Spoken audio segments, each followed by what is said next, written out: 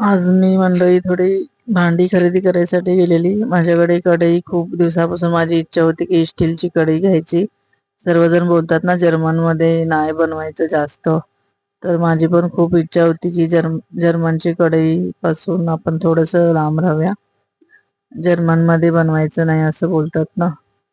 पण आधीचे लोक, जुनी लोक जर्मनमध्ये जेवण बनायचे. मी स्वतः जर्मनच्या ताटामध्ये जेवायचो आणि मला तेच ताट लागायचं.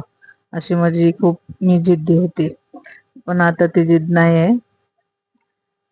खूप म्हणजे खूप मी माहेरी होते तेव्हा मला तेच ताट मला हवं असायचं जेवणामध्ये. जर्मनच्या ताटामध्ये जेवायला पण खूप मजा यायची. पण आता सर्व आलंय ना नवीन नवीन, तर मी स्टीलची कढई घ्यायला गेली होती. तर मी 2 कढया घेतल्या ह्या. तर खूपच छान, आमच्या इथे हे दुकान आहे ना, खूपच छान आणि स्वस्त भांडी मिळतात. तर तुम्ही सांगा कमेंट करून कितीला घेतल्या असणार 2 कढई. आणि माझी मैत्रीण आणली, तिने पण 1 कढई घेतली. तर आम्ही दोघी मिळून गेलेलो घेण्यासाठी दुकानामध्ये. तुम्ही पण मंडळी अशी शॉपिंग करायला गेले की मैत्रिणीला घेऊन जाताना, माझी ही मैत्रीण आहे खूपच छान, हिला मी घेऊन जाते कुठे पण जात असेल तर. आणि काही लांब नाही, आमच्या एरियामध्येच आहे हे दुकान. आणि हे पण छान होती कढई, पण थोडीशी ही महाग होती.